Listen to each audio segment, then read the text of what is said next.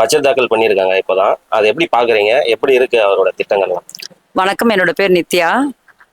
அண்ணனோட பட்ஜெட் தாக்கல் வந்து பார்த்தீங்கன்னா, அண்ணா ஆட்சிக்கு வந்து 3 மாசம் ஆகுது. அவர் வந்து இப்போ வந்து எல்லாத்தையுமே வந்து புதுமையா மாத்துறதுக்காக தான் அவங்க உள்ள வந்திருக்காங்க. ஆனா அதுக்குள்ளேயே வந்து பட்ஜெட்டை பத்தி இவ்வளோ ஒரு பிரச்சனைகள் வந்து இவங்க இழுப்பாங்கன்னு எங்களுக்கு தெரியாது. ஏன்னா புதுசா வர்றவங்களுக்கு தட்டி கொடுத்து வேலை வாங்கிக்கணும்னு சொல்லுவாங்க. எதிர்க்கட்சியா இருந்தவங்க இத்தனை வருஷம் வந்து வாயே திறக்கல. எந்த விஷயங்களுமே அவங்க பண்ணல. ஒரு ஆர்ப்பாட்டம் இல்ல, ஒரு போராட்டம் இல்ல, எதுவுமே கிடையாது. ஆனா இவர் வந்த இந்த 3 மாசத்துல வந்து பாத்தீங்கன்னா, இந்த பட்ஜெட்டை பத்தியே வந்து ஃபுல்லாவே இன்னும் பேசிட்டே தான் இருக்கிறாங்க. 2021 ஐயா மு.க.ஸ்டாலின் அவர்கள் வந்து பாத்தீங்கன்னா வாக்குறுதியை அள்ளி இறைச்சாருங்க. அந்த வாக்குறுதியில அவர் எதை நிறைவேற்றினாரு மட்டும் சொல்லுங்க பாக்கலாம். குறிப்பிட்டு ரொம்ப முக்கியமான 2-3 விஷயங்கள். இபி மீட்டரை வந்து பாத்தீங்கன்னா மாசம் கணக்கெடுப்பு வந்து நடத்தப்படும்னு ஒரு அறிக்கை ஒண்ணு வச்சாரு. எப்போ 2021 அந்த 2021 முடிஞ்சு 5 வருஷம் ஆண்டே முடிச்சிட்டாரு. அந்த இபி மீட்டரை ஒண்ணுமே அவங்க கணக்கெடுக்கவே இல்லை. அதே மாதிரி ஆவின் பால் லிட்டருக்கு 4 ரூபாய் தள்ளுபடி பண்ணுவோம்னு சொன்னார் அறிக்கையில.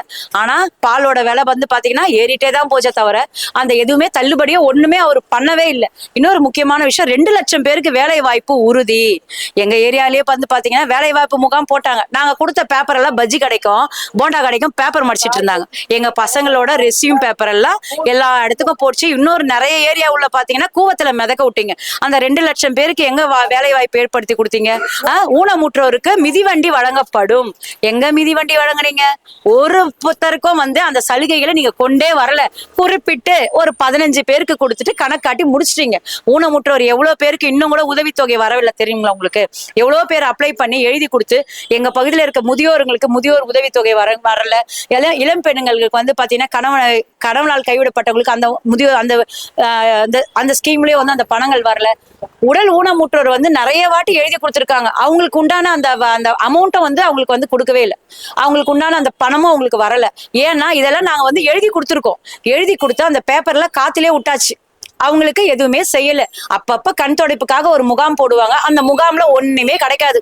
மக்களுக்கு நாம மட்டும்தான் கிடைக்கும். பேருக்கு தான் முதல்வரின் கனவு திட்டம். ஆனா அந்த திட்டத்துல எதுவுமே இருக்காது. விஜய் அவர்கள் ஆட்சி அமைச்சு 2 மாசம் கிட்ட ஆகும் கிட்டத்தட்ட.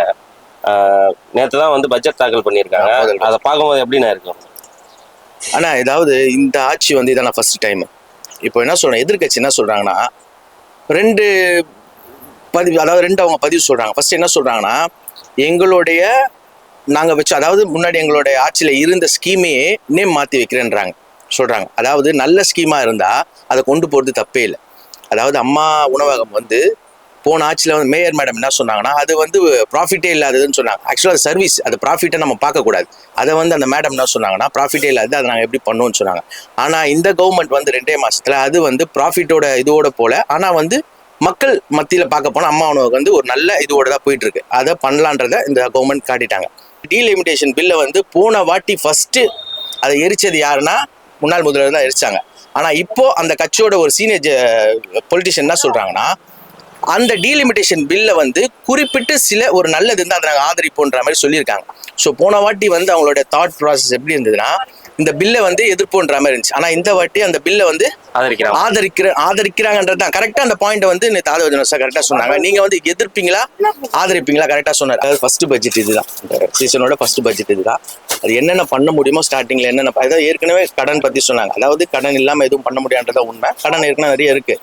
ஸோ அதுக்கான என்ன தேவையோ அதை தான் கரெக்டாக பண்ணியிருக்காங்க. அதே போல் அந்த பஸ் இல்லைன்றதுலாம் இல்லை, பஸ் எல்லாமே நார்மலாக பண்ணிட்டாங்க. அதை வந்து நம்ம வெளிப்படையாக சொல்லணும்னு சொல்லிட்டு இல்லை, எல்லாமே இருக்குது. இப்போ அம்மா உணவு எப்படி ரன்னிங்கில் இருக்கோ அந்த மாதிரி இந்த பஸ் ஸ்கீம்ஸ்லாம் வந்து எல்லாமே கரெக்டான ப்ராசஸ்லாம் இருக்குது. இது வந்து எதிர்க்கட்சியாக வந்து இதெல்லாம் ஒன்று பண்ணணும், ஒரு லைம் லைட்டில் வரணுன்றதுக்காக பண்ணுற விஷயம் தான் தவிர்த்து இது வந்து மக்கள் மத்தியில் எல்லாமே நல்லதாக போகுது. கடன் வந்து தள்ளுபடி சொல்லியிருக்காங்க. அதாவது 75,000 கீழே வந்து, அதாவது மேலே வாங்கியிருந்தா தள்ளுபடின்ற மாதிரி சொல்லியிருக்காங்க. அது எல்லாமே கரெக்டான இதுவாக தான் போயிட்டு இருக்கு. போ நெக்ஸ்ட் பட்ஜெட்லேருந்து நம்ம உடனே எல்லாத்தையும் பண்ண முடியாதுல்ல. நாம் தமிழரோட கட்சி வேலை என்னன்னா, ஜெயிக்கணும்னு சொல்லிட்டு அந்த கட்சி வரல. அதாவது இந்த பார்ட்டி இருக்கும் போது இந்த பார்ட்டிகிட்ட பேசி காசு வாங்கணும்னு சொல்லிட்டு தான் இவங்களோட வேலை. அதாவது ஒரு பார்ட்டியை உயர்த்தி பேசியும் ஒரு பார்ட்டியை வந்து கம்மி பண்ணி பேசியும் காசு வாங்கணுன்றதான் நாம் தமிழரோட. இந்த வாட்டி வந்து சாட்டை துரைமுருகன் அவர்கள் வந்து ஒரு பேச்சுக்கும் 2 லட்ச ரூபா வாங்கினாருன்னு சொன்னாங்க. அது எந்த அளவுக்கு உண்மைன்னு சொல்லி தெரியல. ஆனால் வந்து ஒரு பேட்டிக்கும் 2 லட்ச ரூபாய், அதாவது விஜய் அவங்கள பற்றி பேசினா 2 லட்ச ரூபான்ற மாதிரி சொல்லி ஒரு நல்ல கட்டிங்கை போட்டார். இப்போவும் அவர் அதோட நோக்கி தான் போயிட்டு இருக்காரு தவிர லாஸ்ட் பார்ட்டி என்னென்ன பண்ணாங்க அதை பற்றி பேசல. நாம் தமிழர்ன்றது வந்து தமிழர் வந்து ஆட்சி கட்டில அமைக்கணுன்றது தான் அவங்களோட அஜெண்டா. ஆனா இந்த வாட்டி வந்து அவரு அதாவது ஒரு தமிழர் வந்ததை வந்து அவங்களால ஏத்துக்க முடியலன்றது தான் உண்மையான ஒரு கருத்தை நம்ம பார்க்கணும். ஆனா தமிழ்நாட்டுல முதல் அந்த வார்த்தை நம்ம பிடிக்காத வார்த்தை தான். முதல் அந்த தற்கூரி சொல்றாங்களா, அது சீமான் அவர்கள் மட்டும்தான். அவரோட முழு நோக்கம் வந்து ஜெயிக்கணும், மக்களுக்கு பண்றோன்ற நோக்கமே இல்லை. ஒருத்தங்களை வந்து எந்த அளவுக்கு தாழ்த்தி பேசணும், புரியுதுங்களா, அதை பத்தி பேசுறது மட்டும்தான் அவரோட எண்ணமே தவிர அவர் வந்து ஜெயிக்கணும், மக்களுக்கு பண்ணணுன்றது அவரோட எண்ணமே இல்லை. அவர் கோடிக்கணக்கில் காசு சம்பாதிச்சுட்டு போயிட்டாருங்க. அவருக்கு வந்து எலெக்ஷன்ல வந்து தான் சம்பாதிக்கணும் அப்படின்ற இதுவும் இல்லை.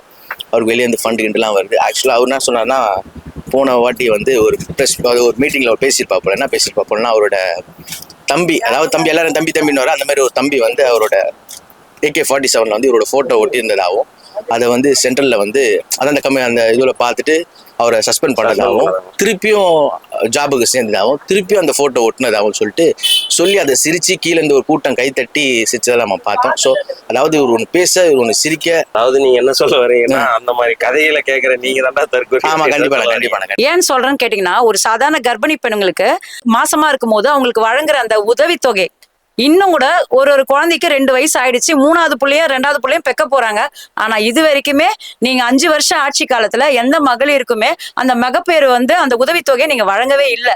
நீங்க கொடுக்குற சைக்கிள் வந்து பாத்தீங்கன்னா, ஸ்கூல்ல இருந்து பசங்க கொண்டு வரும்போது மெக்கானிக் கடைக்கு தான் கொண்டு போவாங்க.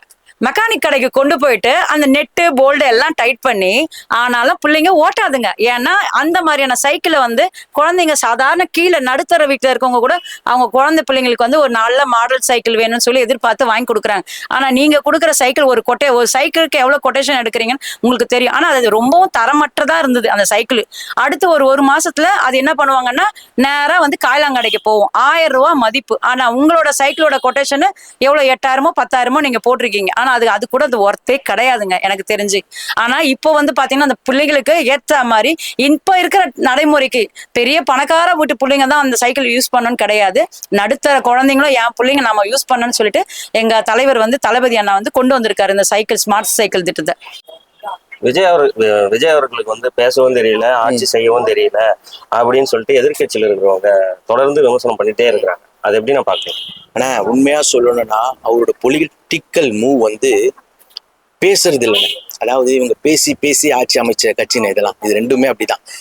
பேசி ஆட்சி அமைச்சதுனால பொலிட்டிக்கல்லாம் பேசணுன்றது இவங்களோட மைண்ட்ல இருக்கு. ஆனா அவர் வந்து ஒரு சின்ன ஃப்ரேம்ல அவர் யாருன்னு காட்டிட்டு போயிடுறாரு.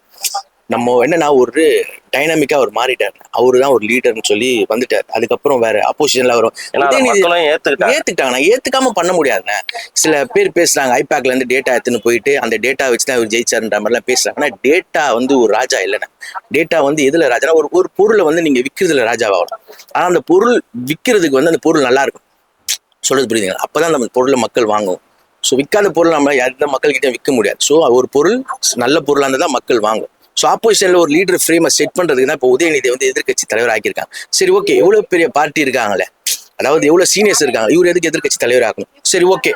எனக்கு ஒரு ரொம்ப நாள் கேள்வி, இப்போ ஸ்டாலின் தோத்துட்டார்.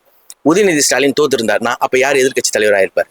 புரியுதுங்களா? அந்த ஒரு நல்ல ஒரு பொலிட்டிக்கல் நல்லா இருந்திருக்கும். அதாவது கலைஞர் ஃபேமிலி இல்லாம ஒரு பொலிட்டிக்கல் லீடர்ஸை நம்ம பார்த்துருக்கலாம். அது ஒரு நல்ல ஒரு இதுவும் நான் எலெக்ஷன் டைம்ல தான் நான் பார்த்துட்டு இருந்தேன். ஆனா அது நடக்காம போயிடுச்சு. ட்ரிபிகன் மக்கள் மேல எனக்கு கொஞ்சம் வருத்தம் இருக்கு. இதனால இத்தனை ஆண்டுகள் வந்து இந்த திமுகவையும் அதிமுகவையும் அழிக்கிறதா தான் வந்து பல பேர் கட்சி ஆரம்பிச்சு வந்தாங்க. ஆமா, இன்னைக்கு அதை ஒருத்தர் செஞ்சு முடிச்சிருக்காரு. ஆமா, அவரை வந்து இன்னைக்கு அதை வந்து ஒருத்தர் செஞ்சு முடிச்சிருக்காரு. அவரை வந்து மொத்த பேரும் சேர்ந்துக்கிட்டு இந்த மாதிரி வந்து ஒரு அவதூறுகளையும் இந்த மாதிரி தாக்குதல் செய்யறதை எப்படி பாக்குறீங்க? ஆனா இப்போ அவங்க ஒரு ராஜாங்கம் ஒன்று செட் பண்ணிட்டாங்க. 70 வருஷத்தோட ஒரு கட்டமைப்பு. அந்த கட்டமைப்பை வந்து 2.5 வருஷத்துல ஒரு கட்சி ஒன்று அடிக்குது. அதாவது 108 சீட் அடிக்குதுன்னா அப்ப இவங்க எவ்வளவு பெரிய டம்மி பீஸா இருப்பாங்க பாருங்க. ஏன்னா விஜய்ன்ற ஒரு டைனாமிக் லீடர், அவர்கிட்ட இவங்களால ஒன்றும் பண்ண முடியாது. ஸோ என்ன சொல்லனா, தொடர்ந்து ஒரு 10 வருஷம் இவங்க தான் வரப்போறாங்க எதிர்கட்சியில. அதாவது இவருக்கு ஆப்போசிஷனா உதயநிதியை செட் பண்றதுக்கு ஒரு ப்ரொபகண்டா தான் இது. அதாவது விஜய்க்கு ஆப்போசிட்டா உதயநிதின்றதை செட் பண்றது தான் இவ்வளவு வேலை நடக்குது தவிர, விஜய் அவருக்கு வந்து உதயநிதி ஒரு கால் தூசி கூட சம்மந்தம் தான் உண்மை. அரசியலாகவும் சரி, ஒரு ஆளுமையாகவும் சரி, அவங்க அப்பாவே ஒன்றும் வேலை ஆகாது. இவர் வந்து சுத்தமா பிரோஜனம் இல்லாதவர் தான் நம்ம சொல்ல முடியும். அந்த மகளிர் உரிமை தொகையா இருக்கட்டும், அதுக்கப்புறம் அந்த பஸ்ஸு அனைத்து பஸ்லயும் வந்து இலவச பயணம், அந்த மாதிரி அந்த 6 சிலிண்டரு, அதெல்லாம் வந்து அவர் கொண்டு வரவில்லை. மக்களை திமுக மாதிரி அவரும் ஏமாத்துறாருன்னு சொல்லிட்டு நாம் தமிழர் கட்சியில இருந்து மற்ற எல்லா கட்சியிலும் வந்துருங்க. நான் அவங்களுக்கெல்லாம் ஒரே ஒரு கேள்வி கேட்கிறேன். திமுக மகளிர் உரிமை தொகையை வந்து எப்போ வந்து வழங்கினாங்க? அவங்க வந்து 2 ஆண்டு முடிஞ்சு 3வது ஆண்டு தொடங்க போற நேரத்துலதான் அந்த 1000 ரூபாய் நலத்திட்ட உதவியை மகளிருக்கு வழங்கினாங்க. எங்க தளபதி, எங்க தலைவர், எங்க அண்ணன் வந்த 1 மாசத்திலேயே நீங்க சொல்றதுக்கு முன்னாடியே வந்து அந்த மகளிர் உரிமை தொகையை வழங்கிட்டாரு. இன்னைய வரைக்குமே பட்ஜெட்ல எங்களுக்கு இல்லைன்னு சொல்லி அதை ஸ்டாப் பண்ணல. இன்னும் அது கொண்டு வந்துட்டு தான் இருக்காரு. அவர் வந்து 3 மாசத்திலேயே வந்து அந்த மகளிர் உரிமை தொகையை கொடுத்துட்டாரு. நீங்க 3 ஆண்டு கழிச்சு கொடுத்த தொகையை வந்து அவர் தேர்தல் வாக்குறுதியில மகளிருக்காக அறிவிச்சதை அவர் செஞ்சுட்டு இருக்காரு. அவருக்கு நம்ம இல்லங்க, இப்ப நானன்ற பட்ஜெட்ல நீங்க சொல்றீங்க இல்லையா, இப்ப வந்த உடனே 25,000 கோடி கடன் வாங்கினீங்கன்னு இன்னைக்கு சட்டமன்றத்துல பேசுறீங்க. இதே வாய் என்ன பண்ணோம்னா, எங்க அண்ணன் இப்போ 2,500 ரூபாய் எங்களுக்காக ஒதுக்குறாருன்னு நினைச்சீங்களேன், என்ன பண்ணுவீங்க? 25,000 கோடி நீங்க வாங்கிட்டீங்கன்னு சொல்லி அறிவிப்பாங்க. அதுக்காக நான் ஒன்னே ஒண்ணு கேட்கறேன்னா, எங்க அண்ணனுக்கு கொஞ்சம் டைம் கொடுங்க. தளபதிக்கு அவருக்கு கொஞ்சம் டைம் கொடுத்தோம்னா நாங்களாம் கொடுக்குறோம். மகளிர் எல்லாருமே ஒட்டுமொத்த மகளிர் அவருக்காக வந்து டைம் கொடுக்குறோம். ஆனா எதிர்கட்சியா உட்காந்துட்டு இருக்க நீங்க தான் கேலியும் கிண்டலுமா பேசிட்டு இருக்கீங்க. சீமான் அண்ணா சொல்லியிருக்காரு, நிறைய விஷயங்களை ரொம்ப வந்து பாத்தீங்கன்னா வார்த்தைகளை ரொம்ப தகாத வார்த்தைகளை விடுறாரு. முதல்ல உங்களை மக்கள் வந்து ஒரு கவுன்சிலர் சீட்டு கூட உங்களை மதிக்கல. 15 வருஷம் நீங்க கட்சி ஆரம்பிச்சு 15 வருஷம் ஆச்சு நீங்க. ஆனா இது வரைக்குமே நீங்க வந்து பாத்தீங்கன்னா ஒரு கவுன்சிலர் சீட்டு கூட உங்களை மதிக்கல. 8% ஓட்டு வித்தியாசத்துல இருந்து இன்னைக்கு 4% ஓட்டு வித்தியாசத்துல ஏன் வந்தீங்கன்னு தெரியுங்களா? அவரோட தகாத வார்த்தைகளாலையும் அவர் பேச்சினாலும் அந்த வாயினால மட்டும்தான் இன்னைக்கு 4% குறைஞ்சிருக்கு. 8% இருந்து மக்கள் உங்களை தூக்கி போட்டாங்க. 4% கீழே வந்துட்டீங்க. இன்னமும் நீங்க பேசிக்கிட்டே இருந்தீங்கன்னா ஒட்டுமொத்த மகளிர் சார்பா எங்களோட பெரிய கண்டனத்தை, அடுத்த போராட்டம் உங்களுக்காக நாங்க வைப்போம். எங்க அண்ணனை தப்பா பேசினா என்னன்னா ஃபர்ஸ்ட் என்ன சொன்னாங்கன்னா, இவிஎம் மிஷின் மேல ஒரு பழியை போட்டாங்க. அந்த பழி வேலை. அப்புறம் ரூட் மாஃபியான்னு சொல்லி ஒன்று கொண்டு வந்தாங்க. அது பழியே இதால் அதோட இன்ஸ்டாகிராம் இந்த மாதிரியான டெக்னாலஜி மூலியமா ஒரு அட்வர்டைஸ்மெண்ட் பண்ணி ஒரு இது பண்ணாங்க சொல்லி எவ்வளோ பண்ணி பார்த்தாங்க, ஒன்றும் வேலை. இப்போ என்ன பண்ணிட்டாங்க, இதுக்கெல்லாம் காரணமான மக்கள் ஓட்டு போட்டு ஜெயிக்க வச்ச மக்கள் மேலே ஒரு பழியை ஒன்று போட்டாங்க. ஆனால் இப்போ இவங்க பின்னாடி இருக்க ஆட்கள் வந்து இவங்க விட்டு போக மாட்டாங்க. நம்ம தயவு செய்து நினைக்க கூடாதுன்னு 2029 நாடாளுமன்ற தேர்தல், அந்த தேர்தலுக்கு முன்னாடி வந்து நம்ம லோக்கல் பாடி எலெக்ஷன் நடக்கும். அந்த லோக்கல் பாடி எலெக்ஷன் நடக்கிற எலெக்ஷன்லயும் 2029 தேர்தலையும் நீங்க பாருங்க, ஏடிஎம்கே எந்த அளவுக்கு உடைஞ்சதோ அதை விட டிஎம்கே உடையதா இல்லையான்றதை மட்டும் பாருங்க. ஒன்னே ஒண்ணு சொல்லிக்கிறேன், தற்கூரின்றாரு இல்லையா, அவரு தாங்க பெரிய தற்கூரி. அவரோட கூட இருக்காங்க பாத்தீங்களா, அவர் பேசுறத ரசிச்சு கை தட்டிட்டு இருக்காங்க பாருங்க, அவங்கதான் பெரிய தற்கூரி. உங்களை மக்கள் வந்து ஒரு பொருட்டாவே ஏத்துக்கல. நீங்க எவ்வளவுதான் மேடை போட்டு கத்தனாலும் ஒண்ணுமே கிடையாது. நீங்க என்ன செஞ்சீங்க முதல்ல மக்களுக்கு? நீ பேசிட்டு இருக்கீங்கல்ல தற்கூரின்னு சொல்லிட்டு, நீ என்ன களத்துல வந்து இறங்கி நீ வேலை செஞ்சிருக்க 15 வருஷமா மக்களுக்கு? அத முதல்ல எங்களுக்கு சொல்லுங்க ஃபர்ஸ்ட். தற்கூரின்னு சொல்றாருங்கல்ல, அவங்க கூட வந்து மக்களுக்கு வந்து நிறைய சேவைகள் செஞ்சுட்டு தான் வந்திருக்காங்க அரசியலுக்கு. நீ என்ன சேவையை செஞ்ச அதை சொல்லுன்னா அதை இதுவரையும் வந்து நாம் தமிழர் கட்சியால சொல்ல முடியல. அதான் நானும் கேக்குறேன், மக்களோட தேவை அறிஞ்சு ஒரு தலைவன் பண்றான் பாத்தீங்களா, அது மாதிரி மக்களுக்கு நீங்க எந்த உதவியுமே நீங்க செய்யல. ஆனா நீங்க வந்து பேசக்கூடாது, நாங்க மக்களுக்காக போராடணும் நீங்க பேசவே கூடாது. என்ன செஞ்சீங்கன்னு மட்டும் ஒரு பட்டியல் மட்டும் எடுங்க போதும் பார்க்கலாம். மக்களுக்காக நீங்க எந்தெந்த இடத்துல போய் நீங்க உதவி செஞ்சீங்கன்னு சொல்லுங்க. அதை சொல்லிட்டு அதுக்கப்புறம் நீங்க பதில் பேசுங்க. மதிப்புக்குரிய எதிர்கட்சி தலைவர் ராகுல் காந்தி இருக்காங்க, நம்ம கூட கூட்டணிக்கு இப்போ வந்திருக்காங்க. 2029 அவர் பிரதமர் வேட்பாளர், அவரை நிக்க வச்சு நம்ம அவரை சப்போர்ட் பண்ண போறோம். இப்போ இருக்கிற திமுக யாரை சப்போர்ட் பண்ண பிரதமர் வேட்பாளரா? கண்டிப்பா அவங்களுக்கு வேற வழியே கிடையாது. பிஜேபி கிட்ட தான் போவோம். இவர் பண்ண தப்பு என்னன்னா, கலைஞர் அந்த தப்பை பண்ணிருக்க மாட்டாருன்னா பிஜேபி வந்து லைட்டா அடிச்சிருப்பாரு, ரொம்ப அடிச்சிருக்க மாட்டேன். ஏன்னா இப்படியும் போலான்றது, அதாவது இப்படியும் தாவணும் தான் நம்ம கலைஞரோட ஒரு பிளான். இப்படி இல்லைன்னா இப்படி மாறிடலாம், அதுதான் அவரோட பிளான். ஸ்டாலின் அவருக்கு என்னன்னா மொத்தமா அடிச்சிட்டாரு. என்ன சொல்லிட்டாரு, பிஜேபியை மொத்தமா அடிச்சுட்டு மக்கள் மத்தியில வந்து பிஜேபி எதிர்க்கிறது இந்தியா முழுக்கும் பார்த்தா ஸ்டாலின்றவர் தான் சொல்லிட்டு ஒரு ஃபேஸை ஒன்று உருவாக்கிட்டார். ஸோ இப்போ வந்து அவரால் என்னன்னா, நம்ம பண்ண செயலே நம்மளுக்கு வந்து பின்னாடி கத்தி மாரி வந்து நின்றுச்சுன்னு சொல்லிட்டு அவருக்கு உண்மையான ஒரு பயம் இருக்கு. இப்போ வந்து பிஜேபி பக்கம் தான் அவங்க போய் ஆகணும். ஆனா அவங்க இதுக்கான சில தில்முள்ளு வேலைகளை சொல்லி பார்ப்பாங்க. ஆனா பிஜேபி பக்கம் தான் 2029 அவங்க சப்போர்ட் பண்ணுவாங்கன்றது தான் சீனியர் ஜேர்னலிஸ்ட்ல இருந்து எல்லாமே சொல்ற நியூஸ். இதுதான் மக்களோட திரள் நிதின்னு சொல்லிட்டு நீங்க மக்கள் கிட்ட தான் பணம் வாங்கி நீங்க சொகுசு வாழ்க்கை வாழ்றீங்களே தவிர மக்களுக்காக நீங்க எதுவுமே செய்யலங்க இது வரைக்கும். எங்களுக்கு தெரிஞ்சு இந்த ராயபுரம் பகுதின்ற ஒரு ஏரியால இருக்கு உறுப்பினர்கள், உங்களோட நிர்வாகிகள் நாங்க யாரையும் பார்த்தது இல்ல.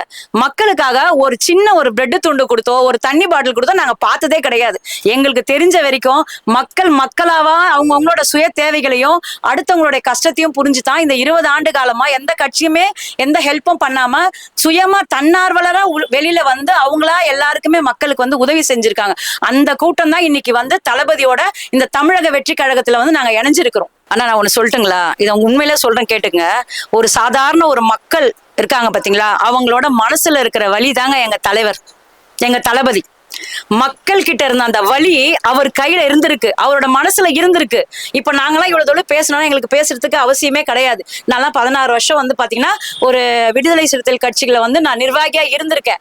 ஆனா அந்த கட்சியில இருந்து எங்களுக்கு உண்டான எந்த ஒரு இதுவுமே கிடையாது. என்ன கிடையாதுன்னா, ஆளுங்கட்சியில எங்களை வந்து எதுவுமே செய்ய விடல, மக்களுக்கான நீங்க எந்த ஒரு நலத்திட்டமும் கொண்டு வரல, கூட்டணியில் இருக்கிறவங்களும் நீங்க மதிக்கல. அதெல்லாம் நாங்க பார்த்துட்டோம். எங்க பகுதி மக்களுக்கு நல்லது நடக்கணும், நல்லது இது வரைக்கும் நடக்கலன்ற ஒரே காரணத்துக்காக தான் நாங்க வந்து தளபதியை தேர்ந்தெடுத்தோம். அதே போலதான் ஒரு சாதாரண மக்களோட வலியை தான் உணர்ந்துதான் தளபதி வந்து இந்த ஆட்சிக்குள்ள வந்திருக்காரு. வரும்போதே அவர் வந்து டிகிரி முடிச்சுட்டு வரல, கட்சியில உங்களை மாதிரி ஊழல் செய்ய கத்துக்கிட்டு வரல, உங்களை மாதிரி கரப்ஷன்ல எங்க கமிஷன் அடிக்கலாம்னு சொல்லி கத்துக்கிட்டு வரல. அதைத்தான் நீங்க சொல்றீங்க அவருக்கு பேச தெரியல. அவரோட செயல் வந்து செயலாக்கம் நல்லபடியா இருக்கு. எவ்வளோ பேர், நிறைய பேர் இன்னைக்கு போய் நீங்க ஒரு கார்பரேஷன் ஆபீஸ்ல போய் பாருங்க. இதுக்கு ஒரு சின்ன ஒரு உதாரணம் மட்டும் சொல்றேன். ஒரு 9 மாசம் ஆச்சு ஒரு ரேஷன் கார்டு அப்ளை பண்ணி, கார்டு மிஸ் ஆயிட்டு. ஆனா இது வரைக்குமே எந்த ஒரு கவர்மெண்ட் ஆட்சியிலயும் வந்து பாத்தீங்கன்னா அந்த கார்டை வந்து யாருக்குமே எதுவுமே இஷ்யூ பண்ணவே இல்லை. இப்போ ஒரு மாசத்துல ஒருத்தங்க அப்ளை பண்ணிருக்காங்க, அந்த கார்டு இஷ்யூ வருது. இது போல நிறைய விஷயங்கள்ங்க கவர்மெண்ட்ல வந்து பாத்தீங்கன்னா கார்பரேஷன்லயும் சரி எல்லா துறையிலுமே வந்து லஞ்சம் இல்லாத ஒரு வந்து ஆட்சி நடக்குதுன்னா நம்ம தளபதியோட ஆட்சியில மட்டும்தாங்க. இத்தனை ஆண்டுகள் யாரும் போராடாம கடந்த 5 வருஷமா கம்முனு இருந்துட்டு இந்த பாரஞ்சித் போன்ற ஆட்கள், இந்த வெற்றிமாறன், அமீர் போன்ற ஆட்கள்லாம் வந்து இப்ப போராடுறாங்க. அதை பார்க்கும்போது உங்களுக்கு எப்படி இருக்கு? அவங்களெல்லாம் பார்த்தா ரொம்ப சிரிப்பு தாங்க வருது. ஏன்னா காமெடியா இருக்கு. 5 வருஷம் இல்ல, அவங்க வந்து சினிமா துறைக்கு வந்ததுல இருந்தே மக்களுக்காக எதுக்குமே குரல் கொடுக்கல, புரியுதுங்களா? இன்னும் இந்த 5 வருஷம் வந்து கோமால தான் இருந்தாங்க அவங்க 5 வருஷமா. ஏன் சொல்றேன்னு கேட்டீங்கன்னா, ஆம்ஸ்ட்ராங் அண்ணன் கொலை வழக்குல ஒரு தடவை கூட அவங்க வந்து அதை சிபிஐக்கு மாற்றணும்னு சொல்லிட்டு அவங்க கோரிக்கை வைக்கல. ஏன் வைக்கலன்னு கேட்டீங்கன்னா, ஆளுங்கட்சியில இதுக்கு சம்மந்தம் இருக்கு அப்படின்றதுனாலதான் அவங்க அதை கோரிக்கை வைக்கல. ஏன்னா மேல் இடத்துல இருந்து அவங்களுக்கு ப்ரெஷர் வந்திருக்கும். ஆம்ஸ்ட்ராங் அண்ணனை பத்தி சொல்ல போனா எவ்வளோ விஷயங்கள் வந்து அந்த பகுதியில இருக்க மக்களுக்கு வந்து நிறைய நன்மைகள், எங்க பகுதியிலேயே நிறைய வாட்டி அவங்க மீட்டிங் போட்டிருக்காங்க. நிறைய வந்து நீங்க எல்லாம் வந்து நாங்க இந்த அளவுக்கு பேசுறதுக்கு முக்கியமான காரணமே வந்து பாத்தீங்கன்னா ஆம்ஸ்ட்ராங் அண்ணனோட அந்த தன்னம்பிக்கையும் தைரியமும் மட்டும்தான். ஏன்னா அவ்வளவு ஆயிரக்கணக்கான வக்கீல்களை உருவாக்கி அவங்களுக்கு தன்னம்பிக்கையை ஊற்றி ஒரு இடத்துக்கு போய் நீங்க நின்று பேசும்போது அதுக்குண்டான மரியாதையை வந்து கிடைக்கும்ன்றதை வந்து உறுதிப்படுத்தி இருக்கிறாரு. ஏன்னா அவர் வந்து அந்த அளவுக்கு வந்து மக்களை நேசிச்சார். ஆனா நீங்க இத்தனை நாள் வரைக்கும் வாயை மூடிட்டு இருந்துட்டு அவரு சாவுக்கு கூட நீங்க ஒரு கண்டனம் தெரிவிக்காம என்னன்னா நடப்பாத வந்தீங்க, அவ்வளவுதான். எக்மோர் வரைக்கும் ஒரு நடப்பாதை மட்டும் மௌன அஞ்சலி செலுத்தினீங்களே தவிர மற்றபடி நீங்க என்ன செஞ்சீங்க? ஒண்ணுமே செய்யல. ஏன் சிபிஐக்கு வழக்கு மாத்த சொல்லி அவங்க ஒய்ஃப் வந்து போராடினாங்களே, ஏன் நீங்க உறுதுணையா இருக்கல? நீங்களாம் நிக்க வேண்டித்தானே? நீங்க இவ்வளவு பேசுறீங்களே இந்த இடத்துல, நீங்க வர 3 பேர் 4 பேர் சேர்ந்து அவங்க ஒய்ஃபுக்கு உறுதுணையா இருந்து ஆமா சிபிஐக்கு வழக்க மாட்டுங்க, ஏன் போய் கமிஷன் ஆபீஸ்ல போய் கம்ப்ளைண்ட் கொடுக்கல? நீங்க எதுவுமே செய்யலையே. ஆனா இப்ப புதுசா வந்து பாத்தீங்கன்னா இந்த ஆட்சியை குறை சொல்றீங்க. எங்க ராஜ்மோகன் சாரை வந்து நீ வந்து ஒரு தலித்தான்னு எங்களுக்கு தெரியாது, ஏன் தலித்தா இருந்தா எங்களை பொறுத்த வரைக்கும் எங்களோட ஆட்சியும் அதிகாரமும் எங்களோட ஜாதியை வச்சு வரக்கூடாது, எங்களோட படிப்பையும் எங்களோட உழைப்பையும் வச்சுதான் வரணும்னு ஒவ்வொருத்தரும் நாங்க நினைச்சிட்டு இருக்கோம். ஆனா நீங்க வந்து இந்த கட்சியில இருந்து வந்திருக்க இப்ப தலித் சமுதாயத்தை சேர்ந்த ராஜ்மோகன் அண்ணனை, அவரு ஒரு நல்ல மனுஷன். நிறைய வந்து பாத்தீங்கன்னா இந்த அளவுக்கு அவர் பேசுவாரு, இவ்வளவு பழகுவாருன்னு எங்களுக்கே தெரியாது. ஆனா அவர் ஆட்சிக்குள்ள வந்ததும் அவரோட நடவடிக்கைகள் எல்லாம் பாத்தீங்கன்னா ரொம்ப பழமையான ஒரு அரசியல்வாதி கிட்ட இருக்கிற அனுபவம் அவர்கிட்ட இருக்கு. நீங்க அவரை வந்து தரக்குறைவா பேசுறதை நாங்க ரொம்ப வன்மையா கண்டிக்கிறோம் முதல்ல. ஏன்னா அவர் வந்து தலித்துன்ற ஒரு அடையாளத்தை கொண்டே வரல, தனக்குண்டான அடையாளம் எதுவோ அதை வச்சு நிரூபிச்சுதான் இப்ப அரசியலுக்குள்ள வந்திருக்காரு. 2021 நம்ம முன்னாள் முதலமைச்சர் ஐயா மு.க. ஸ்டாலின் அவர்கள் வந்து நிறைய வாக்குறுதிகளை அள்ளி கொடுத்தாருங்க. வரும்போது பாத்தீங்கன்னா ஒரு கையில செங்கலும் ஒரு கையில நீட்டும் தான் தூக்கிட்டு வந்தீங்க. ஆனா அந்த நீட்டுக்கும் அந்த எய்ம்ஸ் மருத்துவமனைக்கும் நீங்க என்ன பண்ணீங்க? ஃபர்ஸ்ட் நீங்க உள்ள வந்ததே நீட்டை வச்சுதாங்க உள்ள வந்தீங்க. ஆனா அந்த நீட்டுக்கு நீங்க என்னங்க பண்ணீங்க? 5 வருஷமா உங்களுக்கு தெரியும்னு சொன்னீங்கல்ல, நீட்டை எப்படி தடுத்து நிறுத்தது எங்களுக்கு தெரியும்னு சொன்னீங்க. ஆனா 5 வருஷமா நீட்டை பத்தி வாயை திறக்கல, நீட்டை பத்தி எங்கேயும் பேசல. ஆனா இப்ப என்ன பண்றீங்க? நீட்டுக்கு நாங்க எதிராக போராடுறோம். அப்ப 5 வருஷம் கோமால இருந்திருக்கீங்க, கோமால இருந்து தெளிஞ்சு எழுந்து வந்துட்டு இப்ப நீட்டுக்கு போராடுறீங்க. இவங்களை எல்லாமே தூக்கி போட்டாச்சு, மக்கள் வந்து ஒதுக்கிட்டாங்க. ஏன்னு கேட்டா நீங்க பண்ண அராஜகமும் அட்டுழையும், திமுகனாலே ஊழல் தாங்க மெயின். ஊழல்ல ஊறி போனதுதாங்க திமுக. ஒரு 5 வயசு குழந்தை கையில கூட கெஞ்சா கிடைக்கிறதுக்கு வந்து ரொம்ப சர்வசாதாரணமா ஆயிடுச்சு. மக்களை வந்து எதுக்கு யூஸ் பண்றாங்கன்னா கொடி பிடிக்கிறதுக்கும் கோட்டருக்கும் கோடி பிரியாணிக்கு மட்டும்தான். நீங்க எல்லாம் படிச்சு முன்னேறக்கூடாதுன்றதுதான் அவங்களோட ஒரே எண்ணம். அது மட்டும்தான் அவங்களோட எண்ணம். அப்படி இருந்திருந்தா அந்த 5 வருஷத்துல நல்ல தரமான ஸ்கூலை கட்ட வேண்டியதானங்க, தரமான பள்ளிக்கூடங்கள் நெருங்க வேண்டியதானே. நிறைய ஆசிரியர்கள் எவ்வளவோ படிச்ச ஆசிரியர்களா இருந்தாங்க, இடைநிலை ஆசிரியர்கள் நிறைய பேர் ஒர்க் பண்ணாங்க, அவங்களுக்கெல்லாம் கொஞ்சம் பர்மனன்ட் பண்ண வேண்டியதானே. ஏன் எதுவுமே செய்யல? ஆசிரியர்கள் நியமனம் ஏன் பண்ணவே கிடையாது. என்ன உங்களோட எண்ணம் என்னன்னா மக்கள் வந்து முட்டாளாவே இருக்கணும், நம்ம வந்து ஆட்சி செஞ்சுட்டே இருக்கணும், அவங்களுக்கு அப்புறம் அவங்க தலைமுறை தாத்தன் பாட்டன் அப்பன் பேரன் இப்படியே தான் அவங்க வந்து வளர்க்கணும். இதுதான் அவங்களோட ஒரே எண்ணமா இருந்தது. அண்ணன் ரஞ்சித் அண்ணனுக்கு நான் இந்த பதிவை வந்து கண்டிப்பா சமர்ப்பிக்கிறேன். நீங்க வந்து இவ்வளவு நாள் சும்மா வாயை மூடிட்டு இப்போ அண்ணனோட ஆட்சி வந்ததுக்கு அப்புறம், தளபதியோட ஆட்சி வந்ததுக்கு அப்புறம் இதுக்குள்ள உங்களை யார சொல்லி விட்டாங்கன்னு தெரியாது. இப்போ வந்து இந்த ஆட்சி மேல வந்து நீங்க பழி போடுறது தப்பு. எங்களை பொறுத்த வரைக்கும் தப்பு. நீங்க இத்தனை நாள் என்ன பண்ணிட்டு இருந்தீங்க? ஏன் குரல் கொடுக்கல? சிபிஐக்கு மாத்த சொல்லி ஏன் கேட்கல? இப்போ வந்து நீட்டுக்கு வரீங்களே, இதுக்கு முன்னாடி நீட்டுக்கு என்னைக்கு நீங்க போராட்டம் பண்ணீங்கன்னு எங்களுக்கு தெளிவுபடுத்துங்க. ஃபர்ஸ்ட் எங்க நீங்க போராடினீங்கன்னு தெளிவுபடுத்துங்க. நீட்டுக்கு 8 அமைச்சர்கள் வந்தும் என்ன மாற்றம் கொண்டு வந்தீங்க அப்படின்னு கேக்குறேன் ரஞ்சித் சார். எங்க அதுவே பெரிய மாற்றங்க. 8 தலித் அமைச்சர்களை உள்ள உட்கார வச்சிருக்கதே பெரிய மாற்றம். அது இத்தனை நாள் வரைக்கும் ஐயுஎம்மும் சரி, சிபிஎம்மும் சரி, விசிகாவும் சரி, அவங்க எல்லாம் வந்து மனசுல போட்ட குமுறல்கள் வந்து எவ்வளவு இருக்கும் தெரியுமா? ஏன் அவங்களெல்லாம் நீங்க அமைச்சர் ஆக்கல? ஏன் அமைச்சர் பதவி கொடுக்கல? அரசியல்ல மட்டும்தான் இவங்க எல்லாம் தேவை உங்களுக்கு. மத்தபடி வந்து பாத்தீங்கன்னா ஆட்சியில வந்து அதிகாரம் கிடையாது. இதத்தானே நீங்க நிரூபிச்சு வச்சிருக்கீங்க. அண்ணன் விசிகா அண்ணன் விடுதலை சிறுத்தை திருமாவளவன் அண்ணன் சொன்ன மாதிரி மரத்து நிழல்ல நான் உன்னை ஒதுங்கதான் சொன்னேன், நீ மரத்துல இருந்து பழம் பறிக்க உனக்கு அருகதை இல்ல. அதே மாதிரி குளத்தருகுல நீ உட்காரதான் உன்னை சொன்ன, அந்த குளத்துல இருந்து தண்ணி எடுத்து குடிக்க உனக்கு அருகதை இல்ல. இதத்தாயா நீங்க பண்ணி வச்சிருந்தீங்க இத்தனை வருஷம். 75 வருஷம் அரசியல்ல இதைத்தான் பண்ணீங்க. இது வந்து 75 வருஷமா இந்த அரசியல் மக்களுக்கான அரசியல் கிடையாது. ஒரு தனி நபர் கலைஞர் ஐயாவுடைய குடும்பத்துக்கான அரசியல் தான் நடந்தது. மற்றபடி தனி நபர் மட்டும்தான், உங்களோட குடும்பத்துக்கு தான் இந்த அரசியல் நடந்ததை தவிர பொதுமக்களுக்கான அரசியலை நீங்க கொண்டு வரல. கட்சிக்காரங்க மட்டும்தான் அந்த 40 பண்டை நிறைய அனுபவிச்சு நிறைய அடிச்சு எந்தெந்த கமிஷன் எங்க ஒரு கக்குசு கான்ட்ராக்ட்ல கூட போய் நிப்பாங்க. திமுகல போய் கான்ட்ராக்ட்ல காரங்கிட்ட போயிட்டு அவன் கட்டுற 5 லட்சம் ரூபாய் கொட்டேஷன் வருதுன்னா இவனுக்கு வந்து ஒரு 20,000 30,000 கொடுக்கணும். இதுதாங்க நடக்குது. இது நடக்காம இல்ல. இதெல்லாம் நீங்க எல்லாம் கேள்வி கேட்கல. 5 வருஷமா கோமால இருந்து தூங்கிட்டீங்க. இப்ப 3 மாசம் ஆட்சிக்கு வந்த உடனே இவ்வளவு கேள்வி கேக்குறீங்க மக்கள் கிட்ட. வந்து மக்களுக்கு நீங்க என்ன பண்ணீங்க, நீங்க என்ன பண்ணீங்க முதல்ல மக்களுக்கு அதை சொல்லுங்க. முதல்ல எதுவுமே செய்யல. இதுதான் உண்மை. என்ன மாதிரி இல்லை, நிறைய பேர்கிட்ட போய் இறங்கி பொதுநலமா எல்லாமே ஒர்க் பண்ணவங்களை போய் கேட்டு பாத்தீங்கன்னு வச்சுங்களேன், எல்லா சமூக ஆர்வலர்களும் சொல்ற ஒரே கேள்வி இதுதான், நீங்க மக்களுக்காக செய்யல. மக்களுக்காக நாங்க நின்று செஞ்சிருக்கிறோம். ரோட்லயும் சரி மழையிலயும் சரி நாங்க செஞ்சிருக்கிறோம். அண்ணனை பத்தி இவ்வளவு பேசிருக்குல்ல, கோட்டு சூட்டு போடுற வேட்டி சட்டை போடுற, நீங்க எல்லாம் என்ன போட்டுட்டு இருக்கீங்க? வெறும் ஜெட்டியும் அன்றாயிரோடமா ரோட்ல சுத்திட்டு இருக்கீங்க. ஏன்பா கேக்குற? ஒண்ணுமே இல்லாத ஒரு 25,000 30,000 வாங்குற ஒரு கம்பெனில கூட ஒரு கோட்டு சூட்டு போடணும்னு இந்த அதிகாரத்தை கொண்டு வந்திருக்கிறாங்க. இந்த அதிகாரத்தை கொண்டு வரும்போது இவர் மக்களுக்கான தலைவர், அது அவருடைய விருப்பம். ஒரு படத்துக்கு 250 கோடி சம்பாரிச்ச அந்த சம்பாத்தியத்தை விட்டுட்டு இங்க வந்திருக்கிறவருக்கு போட்டுக்க துணி கூடவா இல்லாம இருக்கும் எங்க தலைவருக்கு? சொல்லு பாக்கலாம்.